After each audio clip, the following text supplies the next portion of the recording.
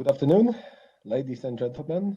Good afternoon, speakers. Good afternoon, participants, to the second webinar titled Avatars and the Protection of Digital Identities in the Metaverse. This is a second webinar organized by Academic Chair for the Responsible Development of the Metaverse. And as the title suggests, we'll be focusing on legal aspects of avatars and how to protect them, what are the potential dangers affecting our future digital identities, or maybe not future, because we are actually already now spending some time and even investing money into building our digital representations for the future. I would like to welcome distinguished speakers. I would like to start with Professor Martin EBERS, President of the Robotics AI Law Society, RAILS, and he is also Professor of IT Law at the University of Tartu. Welcome, Martin. Martin will give us a presentation, and the webinar will be structured in such a way that after his presentation, I'll be asking questions to all of the panelists, and we'll be trying to cover the most important aspects of the presentation. But I will also strongly encourage all of the participants to ask questions. So we'll be trying to answer all of these questions. So yeah, new questions are important as the questions that will be part of the webinar. I would also like to welcome the distinguished panelists. I'll start with Cristina PONCIBΟ. Hello, Cristina. Cristina is a professor of Comparative Private Law at the University of Turin, and Julija KALPOKIENÉ. Julija is a practicing lawyer and junior researcher at Vytautas Magnus University in Lithuania. Right? So we basically have people from all over Europe, at least, right? From north to south, from west to east, and we'll try to shed some light on the brand new developments dealing with protection of avatars. So, Martin, you made a very interesting, very promising presentation dealing with the topic of today's webinar. I think it's time for you to share it with us. The floor is yours.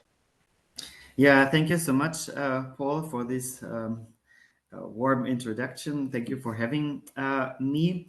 Actually, I have to say that what I'm going to present is work in progress. So I'm right now in the phase of writing the paper. The main points, of course, have been developed already. So I will guide you through a little bit the main ideas of this paper. And since it is work in progress, I'm very much looking forward then also later to your comments and remarks. All right, so I hope you can see my presentation. If not, please let me know. We can see it.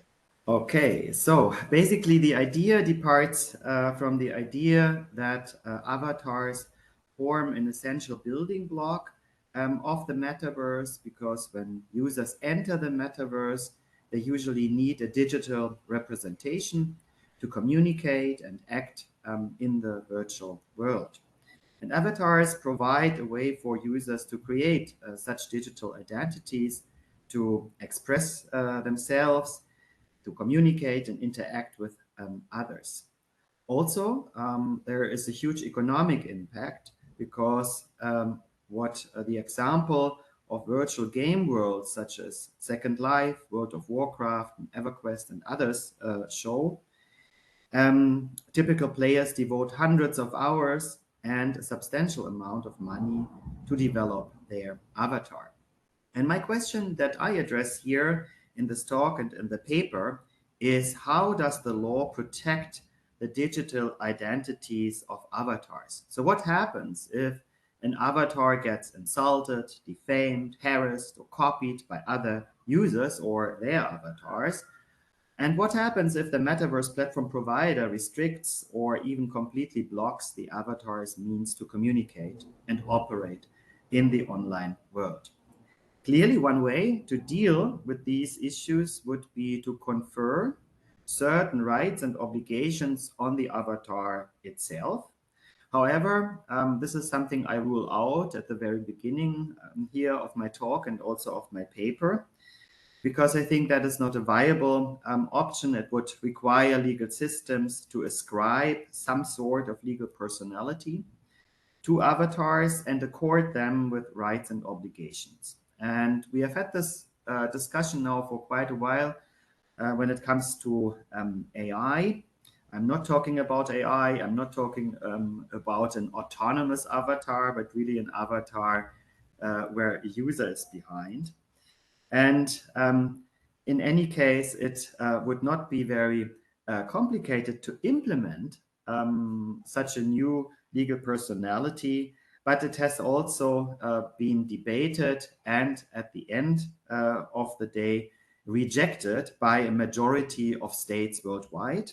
So in 2021, all in all, 193 states signed the UNESCO recommendations on ethics of artificial intelligence, and there expressed that no legal personality should be created.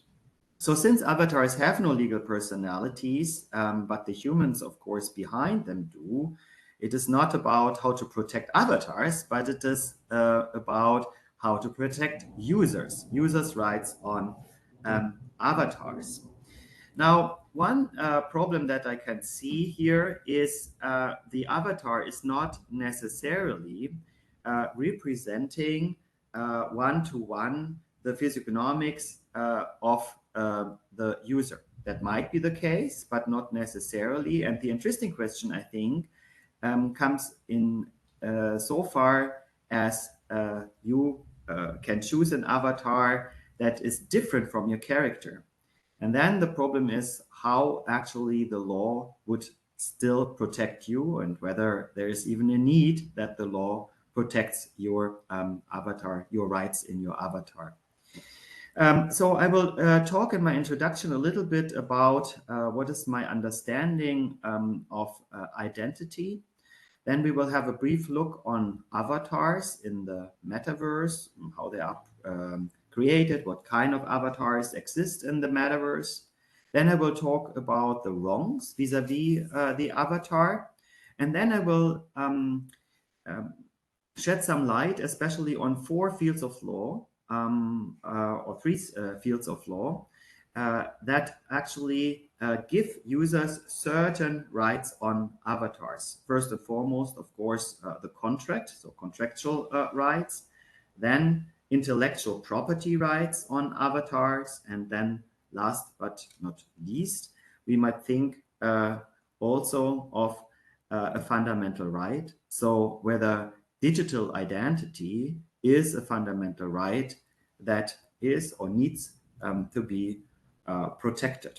And that will lead me to some final conclusions. So when we talk about identity, one very helpful distinction that also comes from Paul DE HERT, who hopefully will join us, is that of ipsa identity and idem identity. Ipsa identity basically refers to the irreducible sense of self of a human person, whereas idem identity is the objectification of the self that stems from comparative categorization that can embed social identity, cultural and legal or administrative identity. So it refers then to the external part of a person that interacts with and in society. In legal contexts, I think in most cases, identity is often defined as sameness, so as idem identity. There's even an ISO norm that defines identity as a set of attributes related to an entity.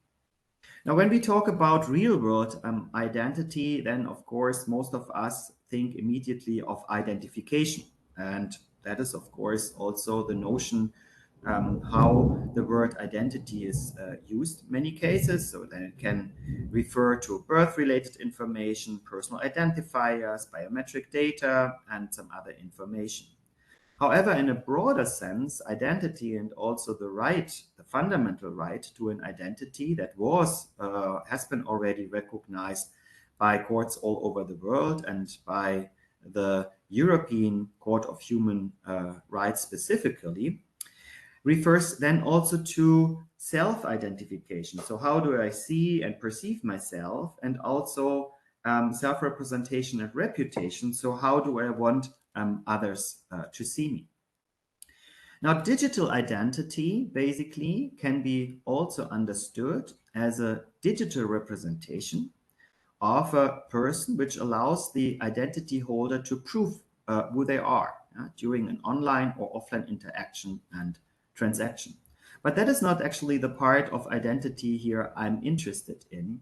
It's basically this broader understanding that we can find already in the real world, and also in the digital virtual world. A digital would refer to a set of claims made by one party about itself or another data subject. There might be a lot of different forms of identity. So for example, the avatar that I choose might be same as I am, represent me with my face and so on, or might be different. It might be an authentic or a fictitious avatar. It might be that I have one avatar or that I have multiple avatars. It might be that I have a temporary or on a permanent basis. It might be that it is a public or a private identity, that I own my avatar or that I just possess it and someone else owns it. It might be that the identity is assigned, so someone else gives me this identity, or that I assume then the identity. So if we look on how actually it works when you enter the metaverse and other virtual worlds, the avatar can resemble your face, as I did here in this PowerPoint slide, but you see that the picture, which is right on the right side, is not so similar anymore, and users can even choose to have a different sex, to have different hair color, to have different ethnic origin, to be maybe an animal, or to be maybe just abstract. So there's really a lot of different types of avatars available. So an avatar can be customizable, it can be non-customizable, it can be a self-representation, it can be non-human avatar, or even an abstract avatar. Also, it depends a little.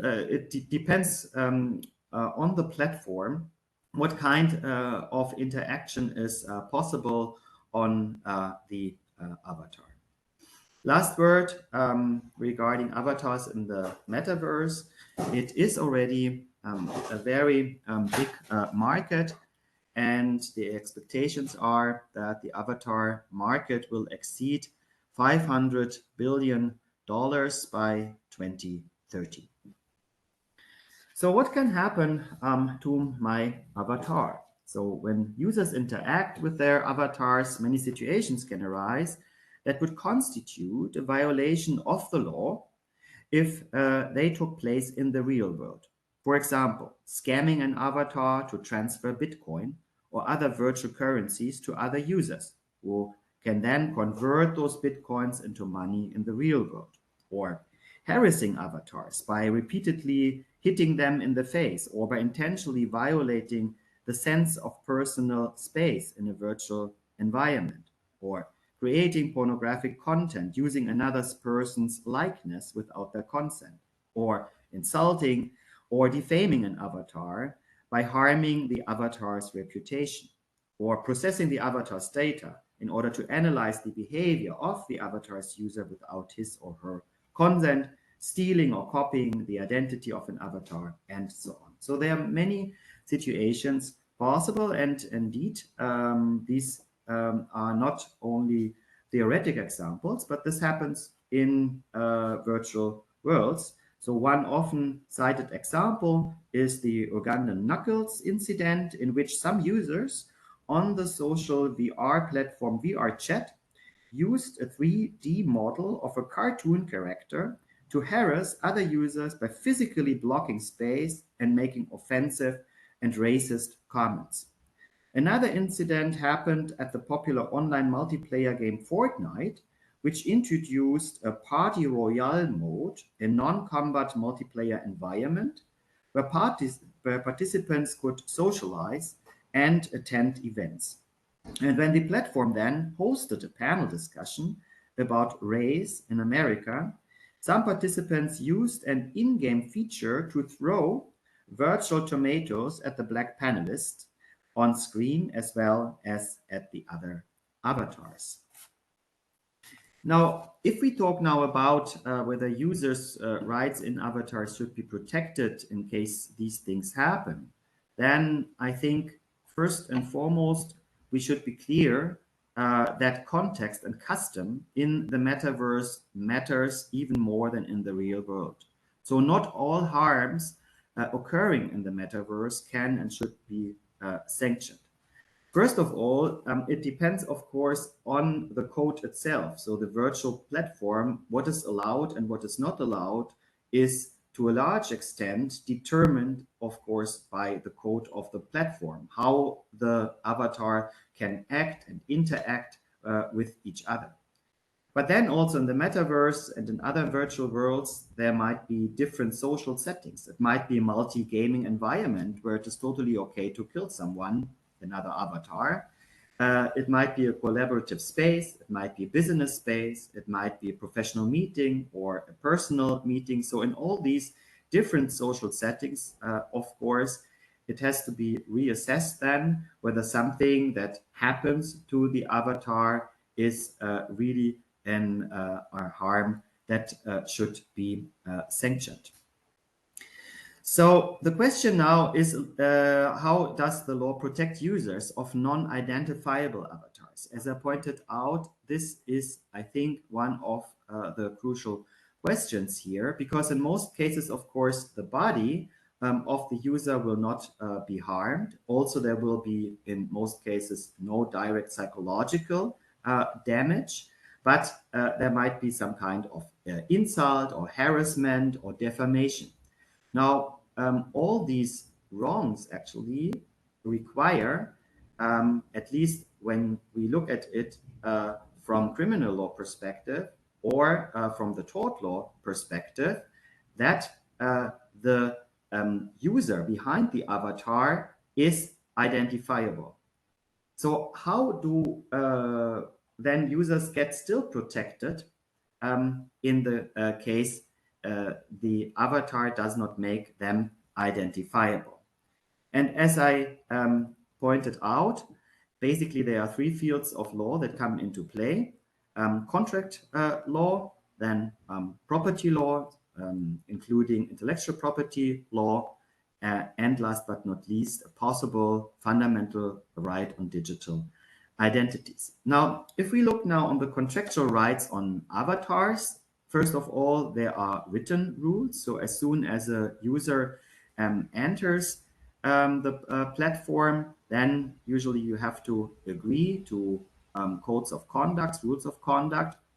And most of these written rules, they prohibit such actions as I put as examples before. So for example, sexist, racist, discriminatory or harassing language or behavior or content is usually prohibited. But then there's also the encoded rules, so inbuilt rules that refers to what is actually possible on the platform. And one possibility how to moderate content on a platform, especially on metaverse platforms, is that the possible actions of avatars are restricted. So, for example, in Fortnite's Party Royale mode, users cannot forcefully eliminate other users. Now, one question when we talk about the contractual rights of users on avatars is, of course, whether then the written rules have to be accepted as such, or whether there's some kind of control. So what happens in case the rules of the platforms are very restrictive and do not let the users unfold their digital identities as they would like to do? Well, interestingly, we have now the Digital Service Act in Europe, and there's especially one article that deals with terms of services and introduces a certain obligations.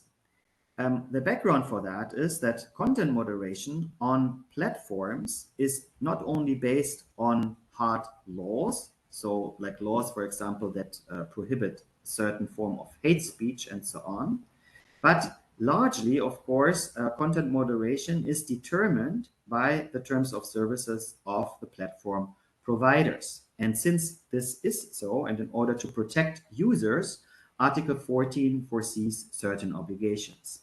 Article 14.1 foresees a transparency obligation, but what is even more interesting is Article 14.4, and that refers to the enforceability of fundamental rights. The provision reads as follows: providers of intermediary services shall act in a diligent, objective, and proportionate manner in applying and enforcing the restrictions referred to in paragraph 1. So paragraph 1 deals with the terms and conditions on content moderation, with due regard to the rights and legitimate interests of all parties involved, including the fundamental rights of the recipients of the servers, such as enshrined in the Charter.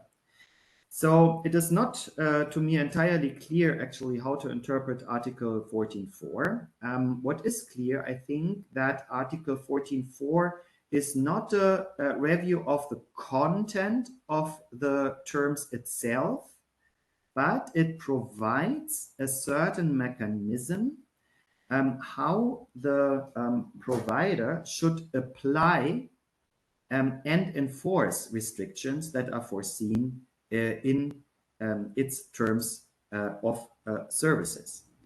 When providers, for example, block a user's account or restrict a user's account because, according to their view, the user has violated the terms of services, then still this provider has to act in a diligent, objective, proportionate manner, and then also with due regard to the rights and legitimate interests of all parties, taking into account also the fundamental rights of the participants. So it seems that actually this is a gateway how fundamental rights now enter the contractual relationship. I will get back to that when I talk about the fundamental right, possible fundamental right to a digital identity. Now, what is of course also possible always in business to consumer relationships is a review of contract terms according to the Unfair Contract Terms Directive we have since 1993 in the European Union. And as we all know, this directive foresees basically two control mechanisms. One is about the transparency of terms, and the other is about fairness of terms. And if we look into the fairness control of terms, especially on content moderation, there we can see already a lot of courts in Germany. I can give you a lot of examples for that, where then also fundamental rights again play an essential role, because at the end of the day, of course, the user's rights to express him or herself are protected and should not be disproportionately restricted by platforms. Now this, of course, only refers to the relationship between the user and the platform provider. So if third users now violate the avatar and infringe the user in committing certain wrongs, there's then the question whether there's a third-party effect of platform rules. By and large, there's of course the idea of privity of contract, but one might think of a third-party effect. I will not elaborate on that because I can see that time is here limited. A second possibility how to give certain rights to users is by means of property rights or intellectual property rights. Now, avatars do not exist in the physical world. In many jurisdictions of the civil law, ownership refers to a physical object, and therefore you cannot have any ownership on digital assets and not even on NFTs. In common law, that might be seen differently. So, for example, there's a recent judgment of the UK High Court where the High Court regarded NFTs as legal property. Regarding copyrights, the answer is also not really straightforward. In order to be protectable, of course, then avatars need to be regarded as works. So being original, personal, preconceived, identifiable to the author. So that is an open question. And even if we regard avatars as works, then the question is, who is the author? Is it the platform? Is it the user? Or a third party? I will not go so much into detail, because even if we recognized here copyrights on avatars, then the range of rights would be kind of limited, because then it would only like protect the work of the avatar. But for example, insults, harassment, defamation, and all these things would not be protected by possible copyrights. So that leads me to my last point, whether we can recognize digital identity as a fundamental right. I will here refer especially to the European Convention on Human Rights, because there's interesting case law of the European Court of Human Rights interpreting Article 8 of the Convention that foresees the respect for private life. And according to the European Court, this enshrines a right to personal autonomy and identity, a right to freely choose the way to live according to own ideas, a right to establish and develop relationships with others. And in particular, there is a right to name and identity documents, a right to gender reassignment. So I can totally change my physical and also then my social identity.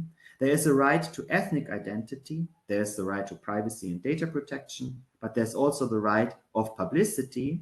So my name, my image, likeness is protected. There's a right to reputation.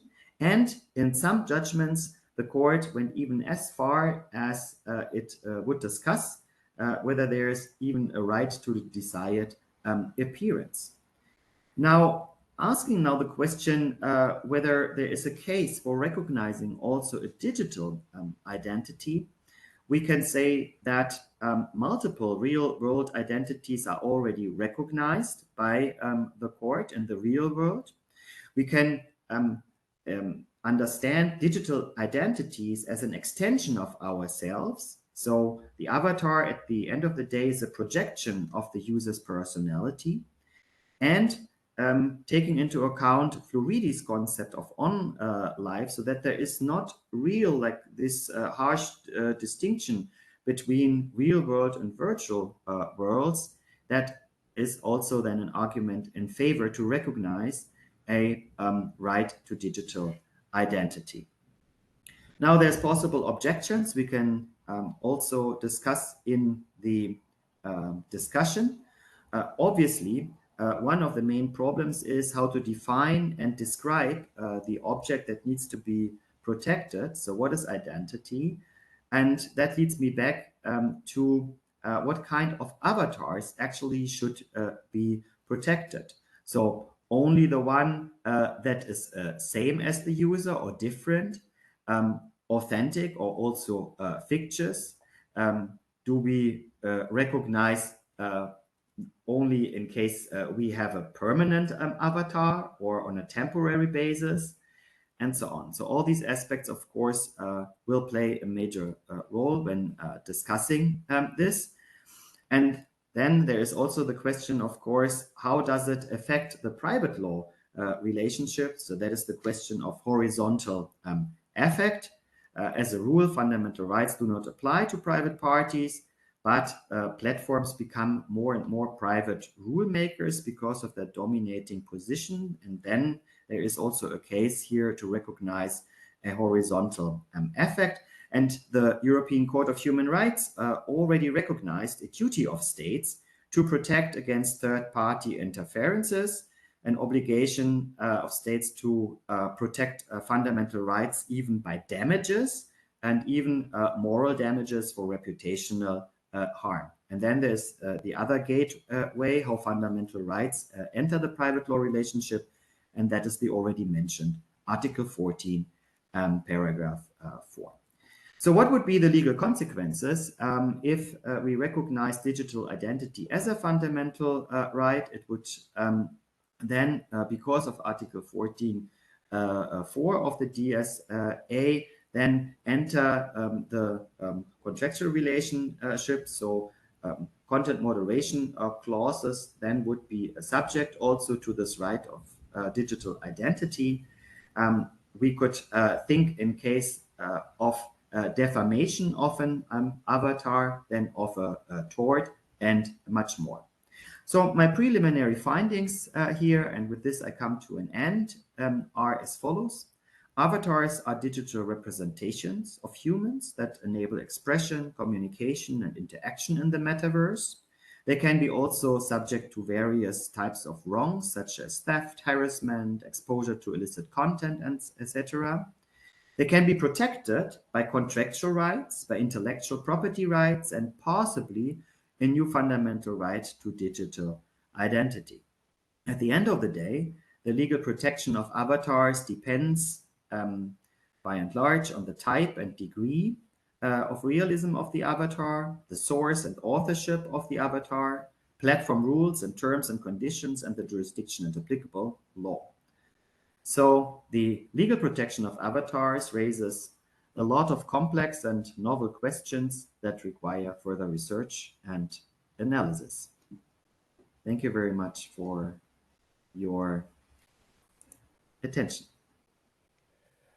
Oh, thank you, Martin. Thank you very much for this comprehensive and insightful presentation. Indeed, this is a very complex matter, and we are just at the very beginning, right? We are talking only about avatars in the metaverse, and there are already so many issues ranging from IP law to contracts to torts, and also to data protection, right? Because we could also say that even data protection arises or could serve the law on data protection as a form of future protection of avatars, right? I mean, we've got some rights granted with the GDPR, and if we consider avatars to be related to identifiable person, then we could invoke some of these rights as well. So, yeah, I would like to welcome Professor Paul DE HERT, who joined us in the middle. Welcome, Paul. I'll be now asking a series of questions to all of you, and I'll give you like 3 minutes. So let's try to comment upon Martin's presentation with the first question. What is the significance of avatars, and what role do they serve in virtual environments? Your perspectives on this question and Martin's presentation. Let's start with ladies. Cristina, would you start? Thank you very much indeed, Paul. And thank you, Martin, and also the academic chair for Responsible Metaverse for inviting us to discuss such a fascinating topic. Now it's really thinking to the future of identity in this sense. I have some points. I have very limited time, so I go straight to my points. First of all, this is a great point to discuss a classic in the regulation of innovation. That is to say, shall we adapt the rules we have, like, you know, the UCTD that Martin has mentioned, that is the quite old directive about unfair terms in consumer contracts, or the convention, the European Convention of Human Rights, how we can adapt the legal text that we have that obviously have been conceived for a different world to the world of the metaverse, or as an alternative or a complement, should we need new rules to address innovation? And this is the case of a DSA, the Digital Services Act, in the sense this is quite a new recent rule. We will have many more. So this case, I think, is a good case study to discuss together of quite a foundational issue, in the sense how far we can go in adapting our understanding of identity in legal terms to the digital identity or the metaverse identity that is completely different, or should we accept that the tools we have are not sufficient and try to develop a different understanding of what identity is in the digital world and the metaverse, in the sense it is not as the same as in the physical world, so there are limitations to the effectiveness of what we can adapt. This is a very basic issue. My point, and my main point about identity in the metaverse, follows. I think identity is in the digital world very contextual. I mean, based on the context you are. In this case, on the metaverses that are many. So on the platform that Martin has just mentioned, this fact, it depends on the platform you are in the sense it may change. So I think before discussing of identity, we have to discuss of how we qualify the metaverse itself as a platform subject to the Digital Services Act, or as a very large online platform under the Digital Services Act, if we think that we can consider one of the metaverses as a very large online platform in itself. And this, in legal terms, also for practitioners, will change a lot, in the sense that if we admit this kind of idea that Martin knows, I'm arguing recently the fact that you can apply the DSA to the metaverses, or depending on the case, this will change a lot, because we have this new provision of EU law, and we have the Article 14, 1 and 4, the Article 44 that has been mentioned in the presentation. But I think as a preliminary step, probably we need to address the point of identity in context, no? So in this case, in the context of the metaverse. And finally, there is a third point. How far the avatar is independent from us, from humans? Let me explain what I mean. I totally agree with Professor Ebers in saying is an extension, is a projection of ourselves. And then it moves in a different environment, but it is our projection, our extension. So my point is, if Cristina is willing to have an extension in the metaverse, so I agree to have, I accept. You can say you are a consumer, you are not aware what are you doing exactly, you are the weaker party compared to the metaverse platforms. Yes, I am. But indeed, I accept to be part of that world, to have a distinction. So at the end of the day, if I do not control my avatar every day, or I cannot control, depending on the platform, on the metaverse, we know there are many metaverses, no?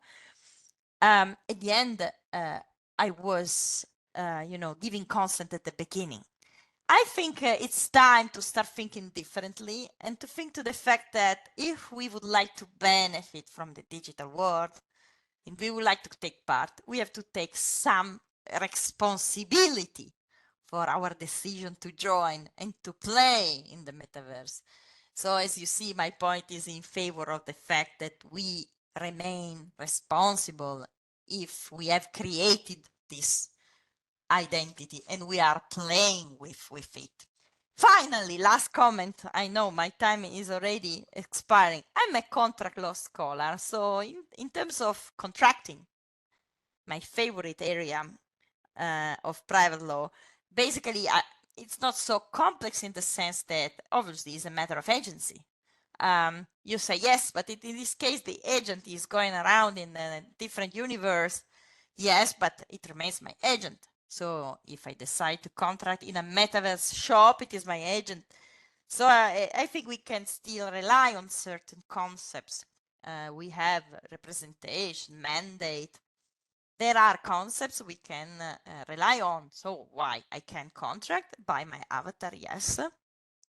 But at the end, I have to be, to a certain extent, responsible and protected, obviously, as a consumer in cases. So I think we can do some sort of reconstruction in order to do contracts and being protected. And my point is that being protected under the DSA, because to me, the DSA applies to metaverses.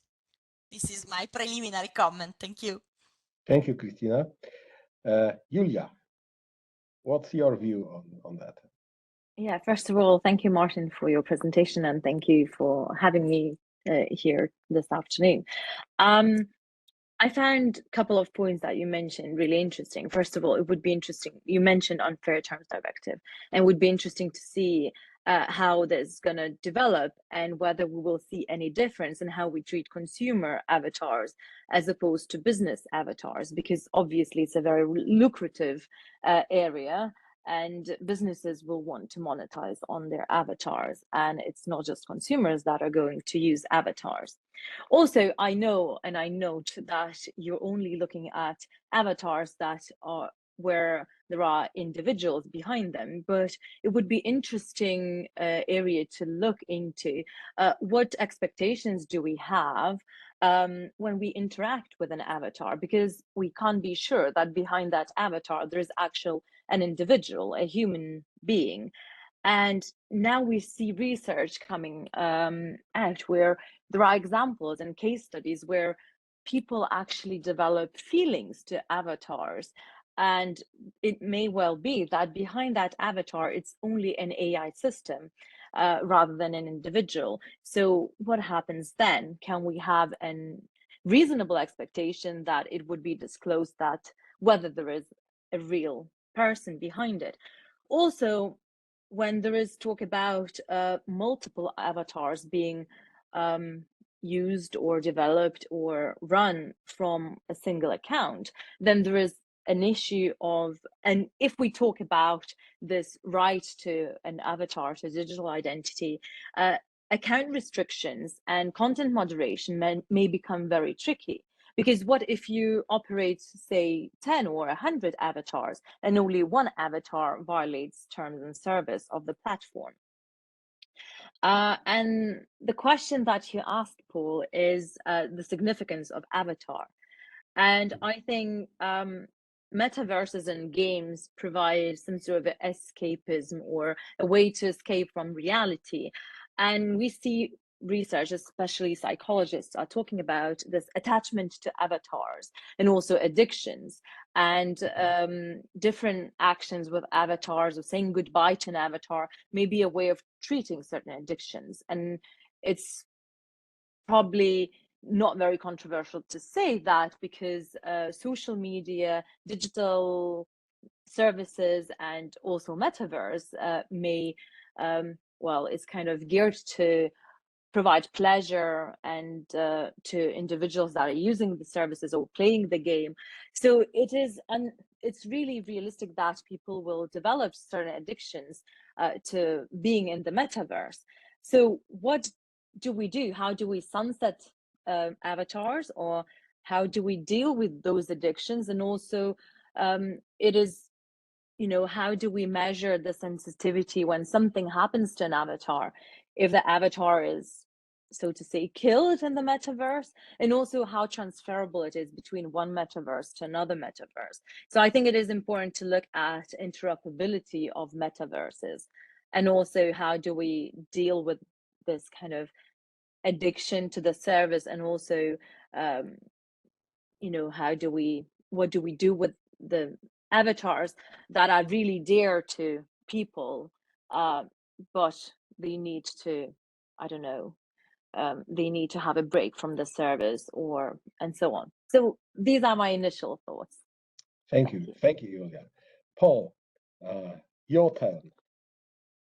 Significance of avatars and their role in virtual environments. I have to go through. So I wanted to stress. My entry is a different one. Martin was identifying 3 legal fields that are relevant: the criminal, the commercial, and the intellectual, but also the digital. So actually 4. He didn't talk about the criminal law as a separate legal area. In my opinion, we have to understand how these different legal fields interact with each other. And in sense of their gravity, it is clear that criminal law solutions should remain the last resort. So if we're gonna, this is a new area. This is not completely new, because there was Second World 10 years ago. So, and the idea of anonymity and avatars is not completely new, but it's receiving new attention through this metaverse development. But so first point, there's something new. Let's not overreact. Let's be prudent. Full coercion, criminal law. It should remain a last resort, and then looking at the other legal fields would make more sense, and this is what Martin does. But then, second remark, we should understand the fine-tuning between those legal areas. So intellectually property rights, for me, grants protection for a certain amount of time, but never went as far as recognizing property rights on the continent. Yeah. And that made sense, because behind intellectual property rights, there is an idea that ideas should flow freely to foster a more creative society. So let's be prudent with recognizing property rights, full property rights in the traditional sense, because it also might open the door for theft and criminal law. And I just made my first point. I don't want criminal law in the house yet. So let's be very cautious about the elephant and the mice that need to be in the room, and do we need to kill the mice with an elephant? So, and then the same ethics of prudence in legal interpretation should apply to the aspect of the rights and freedoms of people. So, are we in need of creating new autonomous digital rights? Perhaps, and the Commission, European Commission, likes to do that. It has last year brought out a declaration with new digital rights, and it would be interesting for Martin to comment on that and to see whether the avatar topic could be dealt with within that framework. But recognizing legal rights is like it sounds very generous. It's often free of obligations, because the declaration is just a declaration. And the real legal issue here is, can existing human rights do the job as well? And if so, would that be the preferable option? And if we apply an ethics of prudence in legal argumentation, then first assessing thoroughly whether the classical human rights can do the job also in the metaverse would be the starting point, and hence would prevent us from coming up with magical, all-encompassing solutions that might shake the legal landscape in a very rough way. In my previous work, I have just suggested one caveat to the whole identity discussion. I'm very sympathetic to this identity discussion. It also fits well with privacy law and its orientation towards the interest of the individual. It's one of the nicest fundamental rights out there. All the other ones are quite categorical, but privacy is really one that looks at the individual and the claims this individual is making. So for me, that has been a reason to like privacy above all other human rights, because it allowed me, at least, to enter en matière with more than just rational curiosity, but also with my own life interests. So looking at how privacy law evolves would be the best option. Now we know from the case law of the court that it follows that it expands this notion of privacy, but it's still prudent not to forsake and not to sacrifice a kind of common good. So the general interest in this is that at the one end there are the claims of the individual, but these claims are formulated in a society that wants to go somewhere, that has an idea of the good on top of the idea of the good of the individual. And in that balancing act, the court has been very prudent while in recognizing claims that might be too absolute. So my point here was I liked the presentation of several legal layers in Martin. It might confuse the non-lawyers, but it is good to understand that several legal areas are at play, that their priority is not neutral, and that far-going solutions might impact in unforeseen way, and at this moment that is definitely not warranted, in my opinion.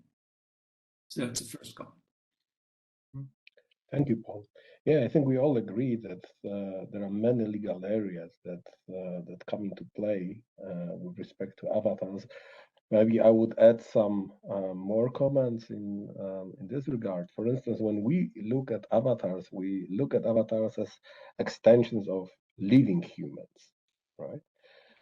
It would be interesting to broaden this perspective and look at the avatars from the perspective of 50 or 100 years, right? When most of us will be in another world, and the virtual world in 100 years will be occupied by avatars who no longer have the living human behind them. And when I believe that when designing legal protection of avatars, we have to take this kind of mortality perspective into account and really think of rules that will stand the test of time, because we are thinking of avatars just as an extension of ourselves right now, Anno Domini 2023, but it's not going to be like that. And the law dealing with avatars has to have this, I believe, broader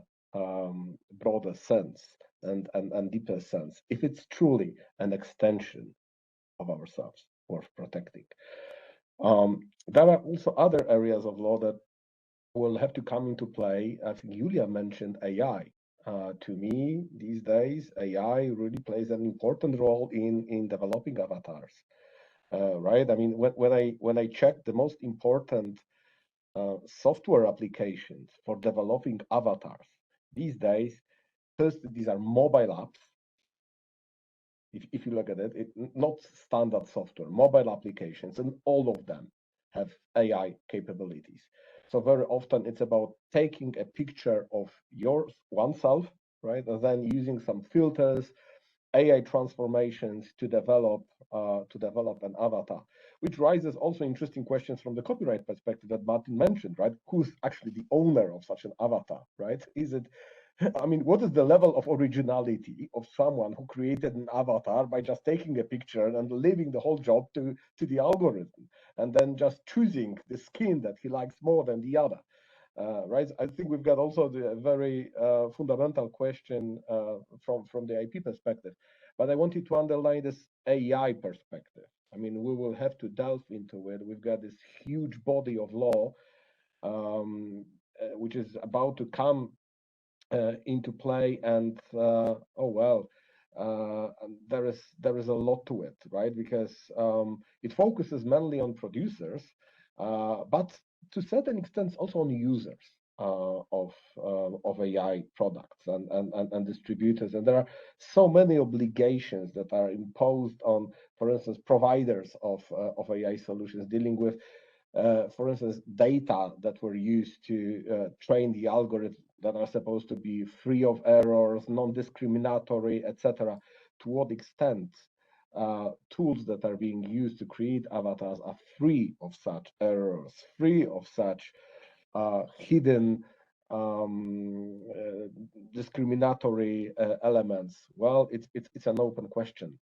Last but not least, Martin, you've mentioned, and this was really interesting, two sets of kind of norms or sources of norms that you've looked at. You've looked at built-in rules, like you mean code as law, right?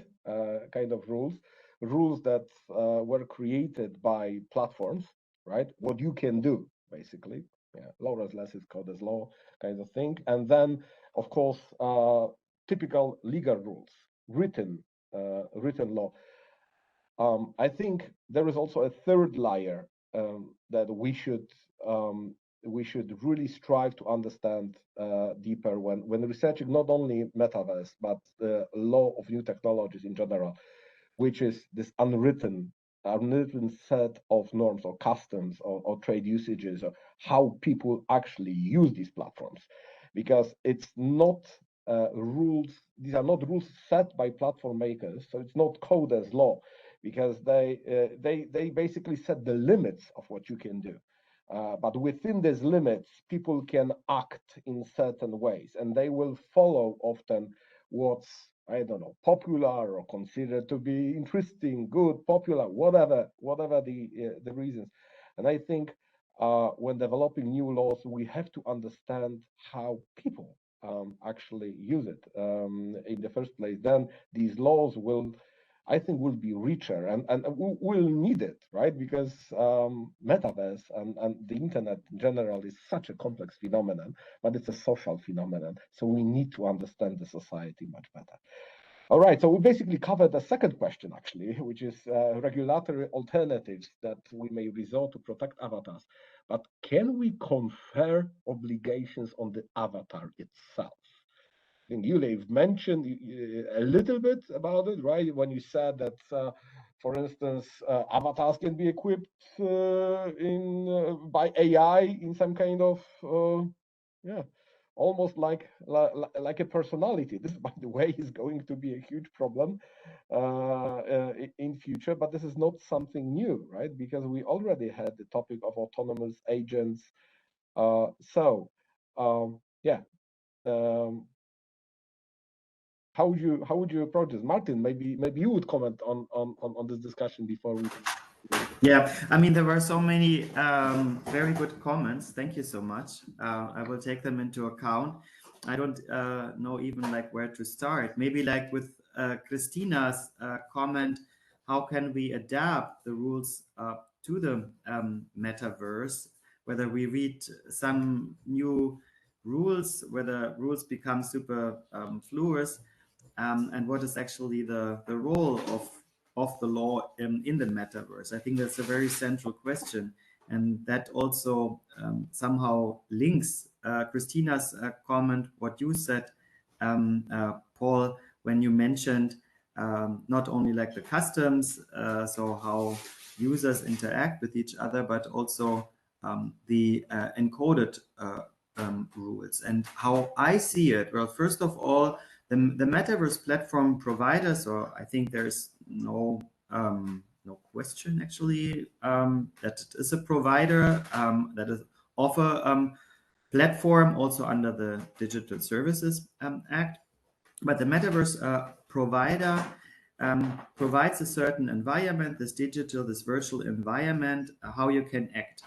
Now, and this, of course, can dramatically then restrict the way avatars and therefore also their users can act and interact, communicate, and so on with each other. Now, our rules, our laws are developed basically for written rules. So if we look, for example, into the Unfair Contract Terms Directive, then it will be really hard to make a code subject to such a control. Now, I'm not saying that all kinds of restrictions that come from the code itself or from the architecture of the digital environment should be subject to control. If in a metaverse it is not possible to fly, then it's not possible to fly. And this is just the world that I willingly enter.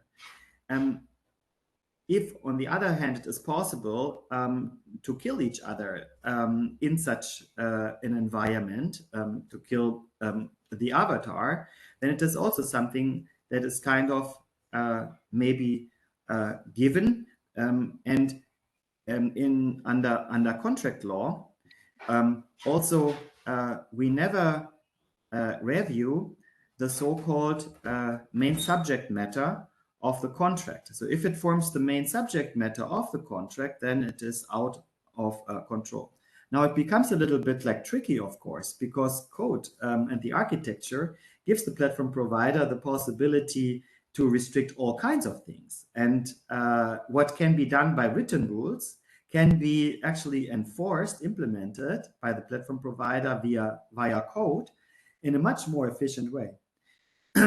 So where to draw the line where code under like a contractual perspective still is kind of like the subject matter of the service that you just like have to accept and that is not subject to control, and where is there actually then a need to control?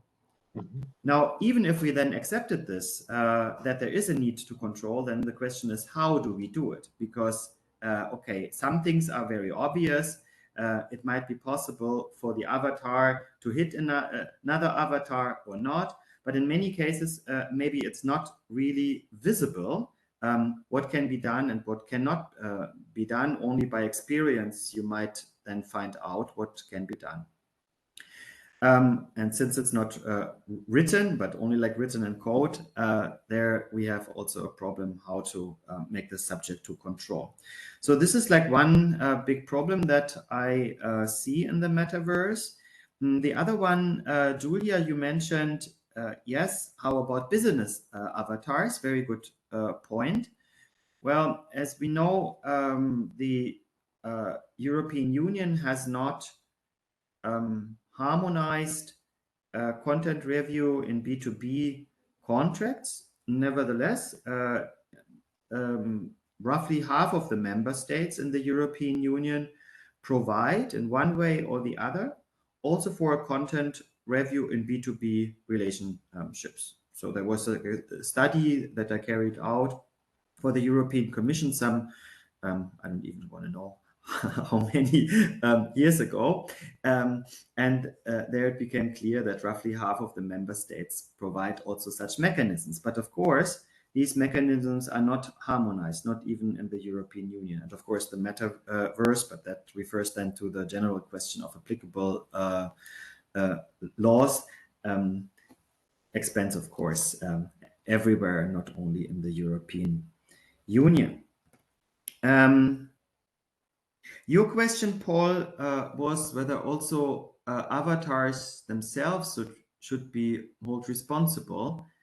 And that refers pretty much to this discussion around whether AI or robots should have some kind of legal personality. And I have my doubts because then at the end of the day, you need to have also assets that are assigned then to this digital person.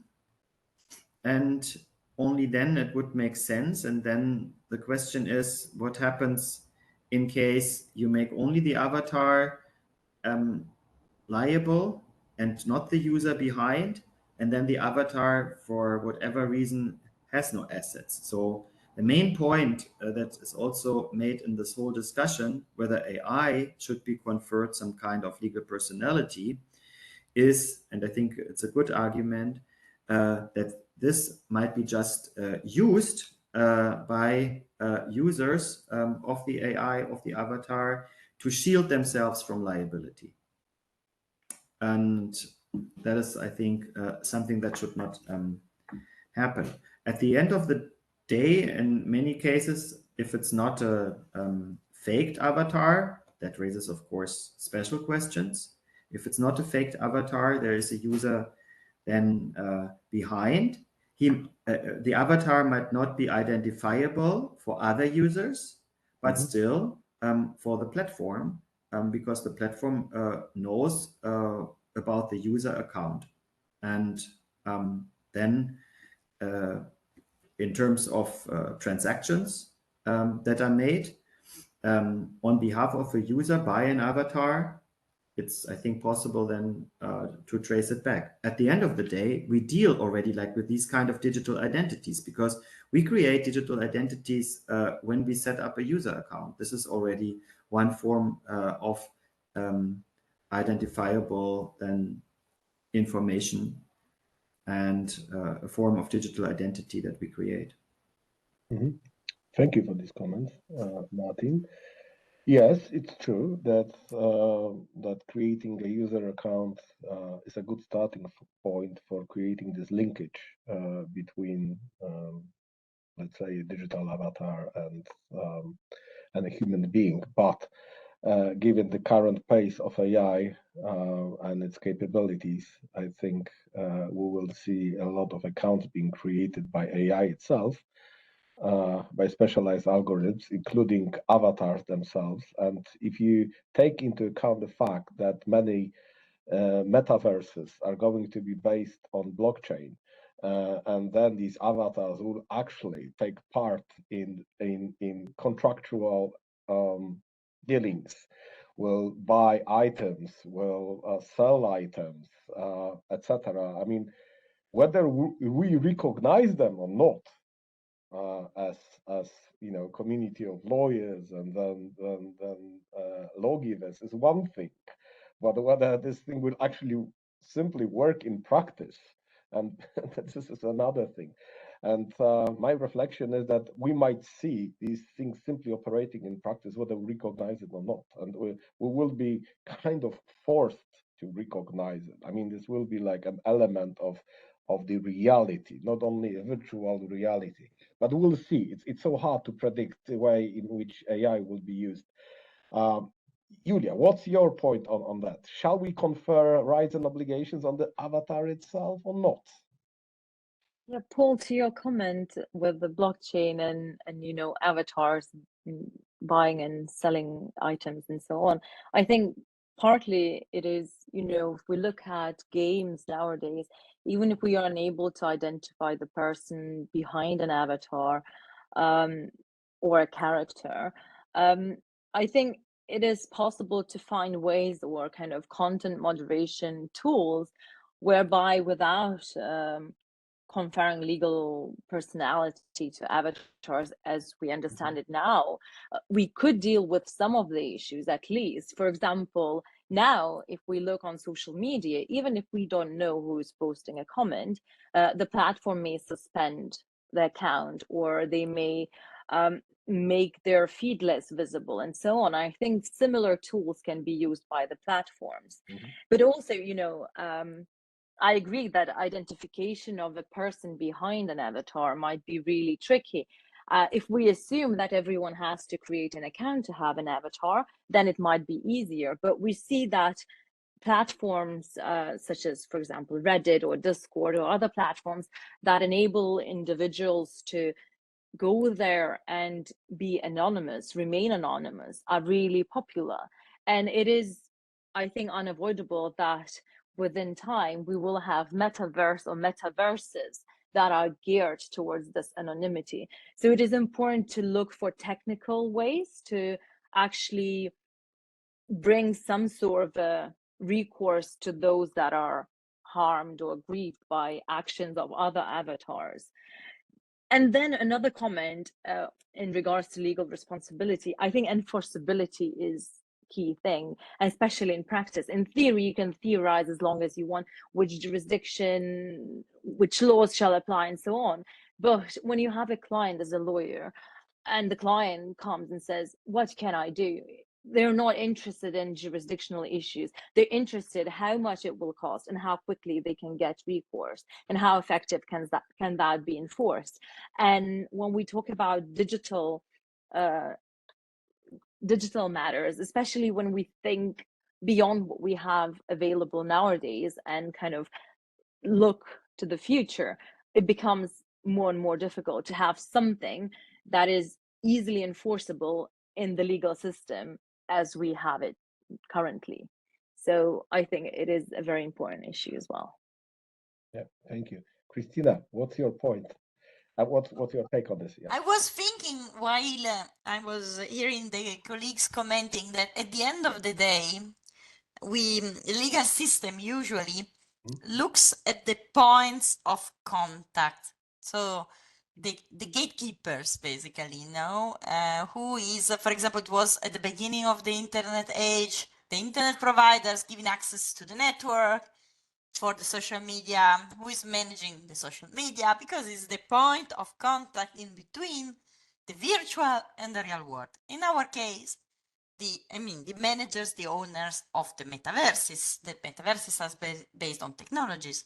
So at the end, if we would like to see if we can rule or we can enforce something, at the end, the legal system will look for the points of contacts, the owners and operators of metaverses. So this is my view in the same, very simple, very basic, but it is based on what happened in the past.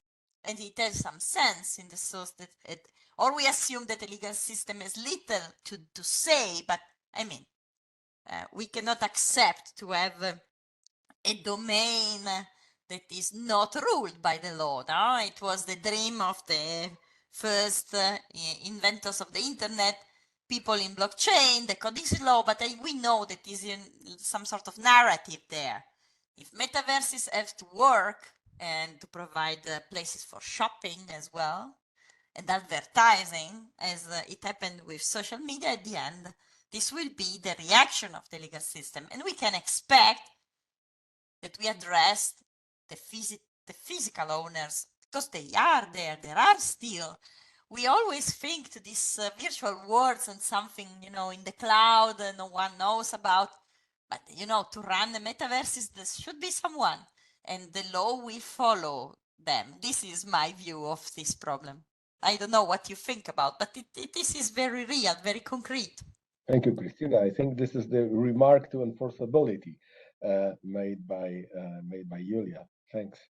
And Paul, yes, what's your view on that topic? Can we confer rights and obligations? I think society, and especially the legal community, is not ready for it. And we see that in the case law on the automated driving cars.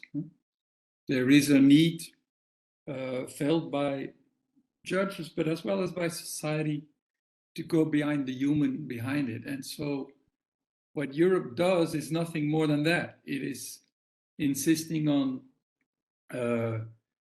human intervention with automated decision making. It is insisting on human oversight with the AI Act. And so as long as we have not found as long as we have not declared the bankruptcy of that approach, we will pursue it, because it is based on a strong moral opinion out there within the legal and outside the legal. So I myself think that in this game, not everything is said, including with the DSA. So what the EU is doing is referring the matter to the gatekeepers. And then the question is the work now done? and I don't think so. I'm very unsatisfied by the DSA and by the enormous discretion given to these gatekeepers now, in an area that is very sensitive, that has hardly been dealt with properly, because I think there is a big difference between ideas that are expressed and deepfakes. For me, one is not the other. And the danger of the DSA now is that ideas will be censored. Well, that might not be the only problem, or it might be the most delicate problem, but it's not the only problem. So I think an issue like deepfakes could be approached differently than a citizen expressing ideas. And what is missing, and this goes back to the international law ideas on RUGI and corporate responsibility, there are 3 building blocks needed. There should be state laws that guarantee effective enjoyment of rights for everybody. Then there should be a corporate due diligence, but then there should be an effective system of remedies. And that's not in the DSA. What are we doing when our account is blocked?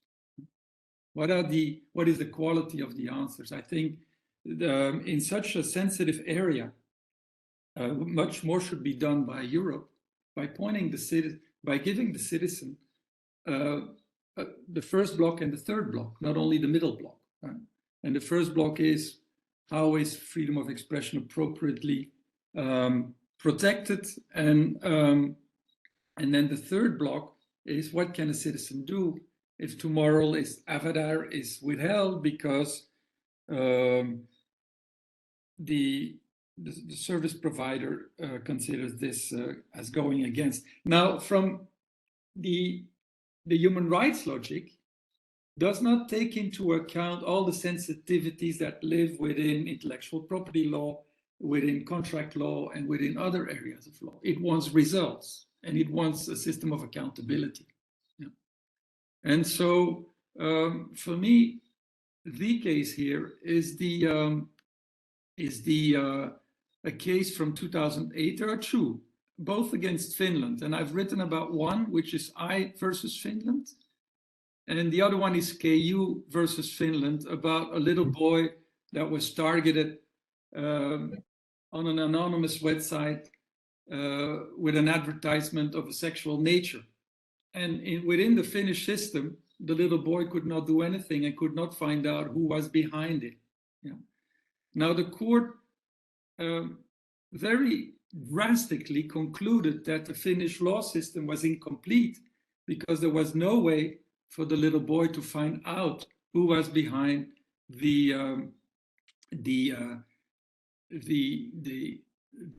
website that was clearly infringing his well-being, and hence the end of anonymity. Now, I found that a very tragical case because it goes from one pole to the other one. Yeah? And what is lost there is the pleasure in modern society of anonymity. So, and that's why I'm arguing that a lot of work should be done. There is, for me, no discussion about the things that Martin raised. If somebody fools with my avatar, even when he doesn't look like me, my well-being is under threat.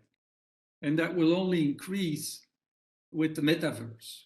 This connection between the avatar and my psychological and well-being and my feeling of moral integrity and so on will only be more intimate. Yeah? And I think society will recognize that. Yeah. Like society should recognize now today the importance of a Facebook account. Yeah? And so if the companies are not going to work hard on this issue, we will see the end of anonymity, for instance. And I would consider that a tragical loss because I think anonymity has its charms. So the work to be done there is indeed diligent gatekeepers that try to balance these things and find creative solutions without sacrificing important aspects of the right to privacy. of the avatar user and of the other persons being threatened by avatars or whatever. But the outcome needs to be still human control. So that was my long detour to answer your point. We're not ready for other liability regimes than those based on the humans that are out there. And we haven't tried out all the possibilities of that system of human oversight and human intervention yet. We're only at the beginning. You know? So, and for instance, I have written on Article 22 of the GDPR requiring with automated decision-making some human intervention. Now that goes for the big tech and the social media platforms too. If they block my account without human intervention, for me, that is also an infringement of the GDPR. Now, where am I? I am nowhere today. But with the AI Act, complementing Article 22 with additional duties for human oversight, this system of human responsibility might still hold for some time and might be even reinforced. So my answer to you is I'm against the categorical prohibition of all these international organizations against recognizing legal personality for AI. I think that is driven by fear and not understanding the granularity of law. And I've written a blog about it, attacking that. We could imagine a very controlled system of legal personality for AI with a declarative act where natural persons go to a register and so on, and where the whole thing will not lead to avoiding responsibilities. But within the framework of human liability, I think we haven't spoken the last word yet. We're only in the beginning. And and in Raji's scheme, both the state has a system responsibility. It can imply the gatekeepers, but not in the way the DSA does. That's insufficient for me. Mm-hmm. Thank you for these comments. Just one comment to your comment about the DSA with respect to enforceability of rights. There is one interesting experiment the DSA proposed in this regard, namely the creation of electronic arbitrage in that area, right? So basically, you as a user, you'll be able first to go to the organization and say, look, you blocked my account, and then if they do not unlock it, you'll be able to refer the dispute to an electronic arbitrage, electronic court, which is supposed to be independent from the platform. The trouble is that we do not have really experience of building and running such systems. I mean, we've got one consumer-related arbitrage of that kind in the European Union, right? But there have been very few disputes, and yeah, this is actually a big experiment. I mean, if this experiment fails, you are right that the question of enforceability of user rights, especially questions about blocking the account, will be of fundamental nature and unresolved successfully. Okay, we are slowly coming to the end of the webinar. There are many other questions I'd like to ask and comment upon, but I can see already Aurelio looking at me and saying clearly this is going to be slowly the end. So thank you very much. Thank you very much for this very interesting webinar and exchange of views from really various perspectives. We touched upon nearly all fields of law, from civil law to IP law to criminal law, and even AI Act. And yeah, we've got more questions than answers, but I think this is absolutely natural in such circumstances, especially that we still haven't seen the real, very large metaverse working. So before I finish, I'd like to recommend the new or the third webinar which is going to deal with decentralized digital identity. So I think you will see the extension of today's discussion on the 3rd of July at the same time. So the title, Decentralized Digital Identity in the Metaverse under eIDAS 2, so the new regulation on digital signatures and similar technologies. So I hope to see you there. And I'd like to thank again all the participants, and especially the speakers, to Martin, Cristina, Julia, and Paul. Thank you very much, and I'll see you later. Thank you very much. Thank you to you. Bye. Bye. Thanks to everyone. Thank you. Thank you. Bye.